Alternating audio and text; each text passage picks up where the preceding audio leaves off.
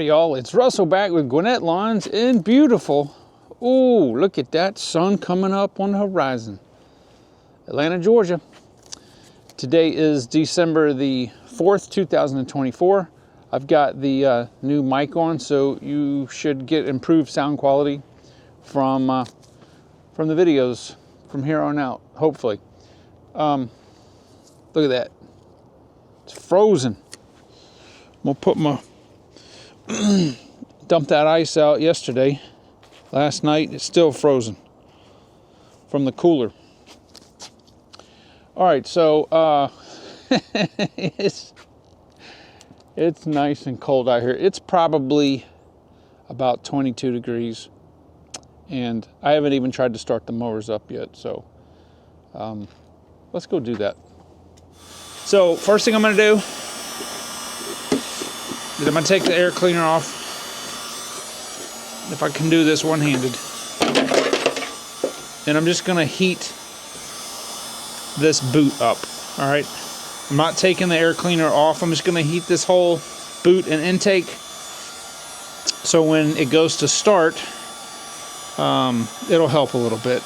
Now, you can heat up the carburetor if you've got a carburetor, which will help. The main problem with this is that the battery's going to be a little weak because it's cold. These are not the most robust batteries in the world. It's not like your car battery. It's got a lot of extra capacity. And the oil is really thick. These engines right here, these Kawasaki's, use 20W50. And 20W50 is some thick oil, right? So I'm just going to let this sit here for a minute. Just heat this area up. Now, how long should you do this? Well, that's a great question, and it's going to depend on the temperature. So you can heat the valve cover area up to try to transmit some heat to the valves. You could heat the engine block up if you wanted, try to get the oil a little thicker. Another technique you can do on the Kawasaki's, just be careful you don't melt the plug wire, is putting that down in there like that, and you're heating the cylinder up directly.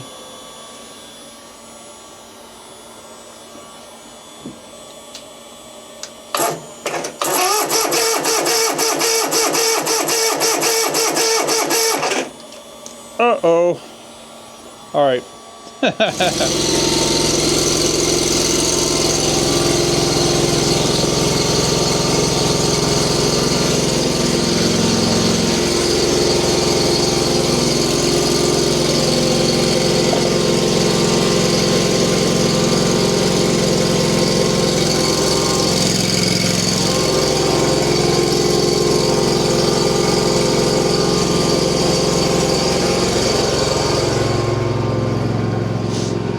All right, so